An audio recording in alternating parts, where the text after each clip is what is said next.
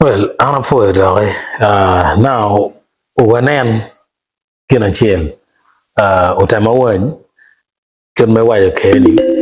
be retiring or be doing a beach, kagima polaka. When I can my UPD publishing get it. Kidong, Chief Justice Window don't retire. Mao himself don't know me at all very kaya nyo winyegi gen ki Museveni kaki bi kani kidwaka yan i ministerial position man te yeni kidong joma warwenyo gi chalo yan Jacob Lanyangi Paul Lokeji enini dong girma tika timeni anyim pachul tika kwene kidong John ma nang gi prepare ni chero pamo speakership no piatake itamu ni gen petika nano situation maturity ye for kakare bero me chwe chwin mar mada ka Acholi gi yobo lotela en lotela chene chero lao tamgeo weho gi wilo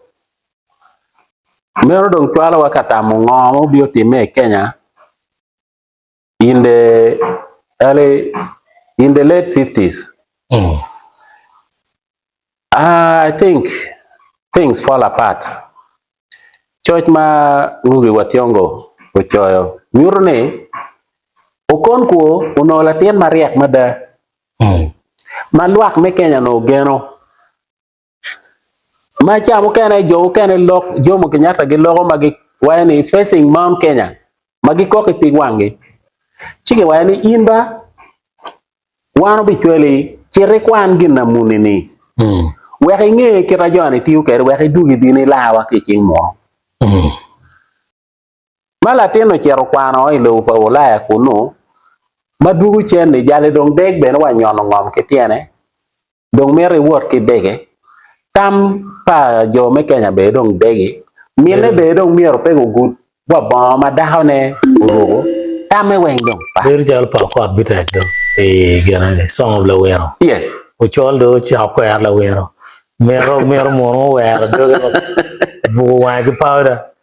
yindi chako neno ne deg la wero do yes so wando tia neno lo tiene makube wa yero gi gin ngeo ni wando tike peho yene ada lo tela mo i kom gament ni madoko dok cheni anga ma wan kon chui kume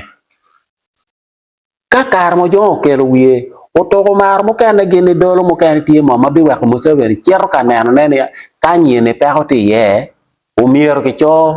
achulo kejo tie kubiri chawani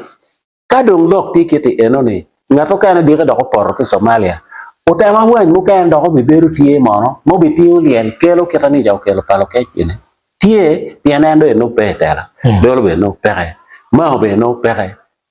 Pebe Romero winyo waloka ambassador la hartum. Wego no one watiki wacho neni tia waino ni anyimpa Acholi penen maleng ka wan polwa ko yi ot wa eni.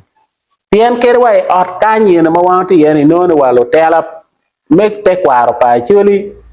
tiki fraction ye ma fraction eni pe bino piana Acholi ye mero ento tika teme pien and forces ma wako chane ye kelo poko kindan ti un ma ke yeru ma wati ke geni wiu ti ma beni u cha o lo ko wiu deng ma pia bene unu cha ko parliament ma pare pingo lo ti ne kanya wan ti ko yen cha nyin pa chele no pere we are doomed in this gap when you divide and rule not here no look matia a ke wan is being confirmed and we were mere pe will get wan cha nyin ni ngaromo wajo ni Basoga kingdom should not be played with.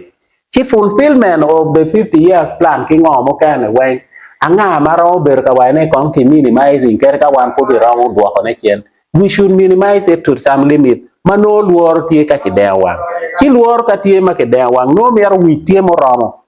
capacity pangate mo na to contain chalo se muju ngana chalo mao chalo ambassador la roturu dano ma chalo egoni uno mier wun ma penduze ke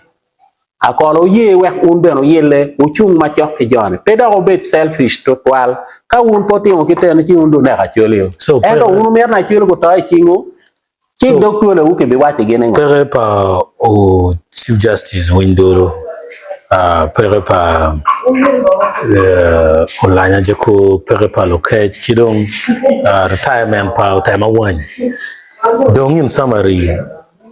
kadong kikere no mede ki mau be dok bit pay line kita dong mir pa jon ke no we wa chul ka kwen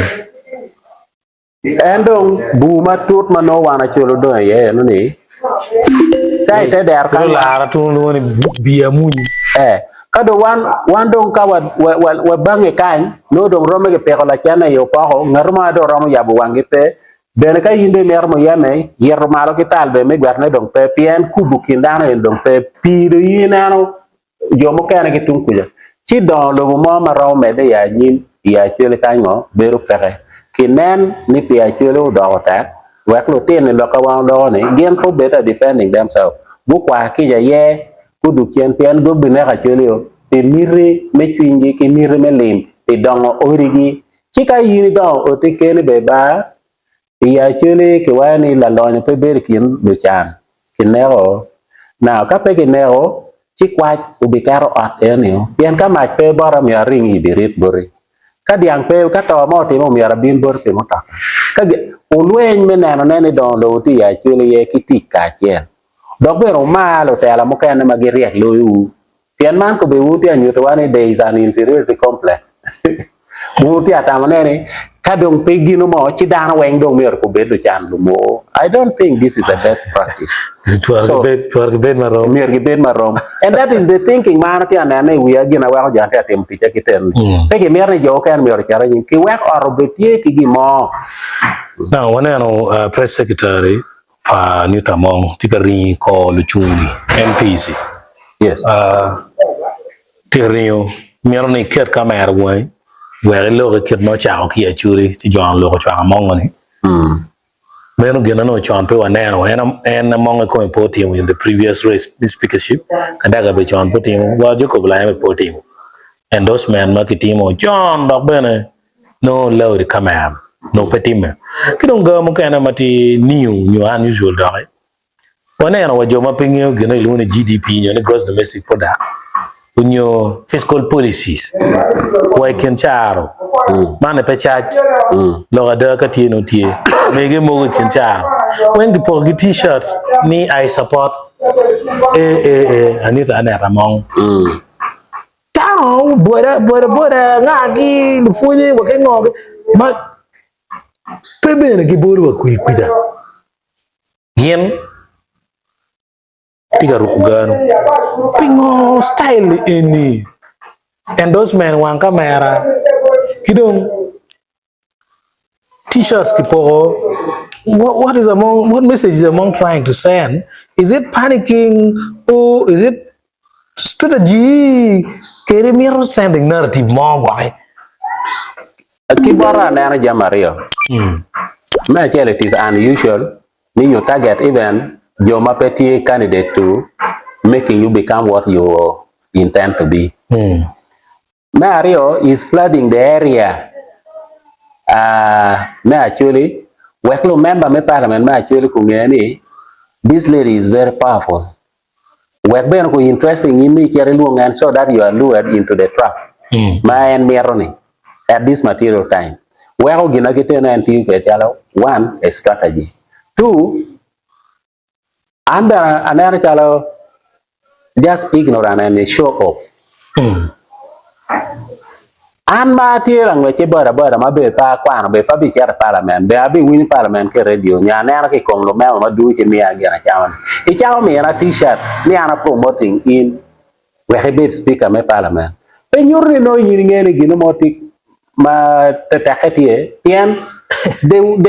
the strongest point of a chain is in its weakest link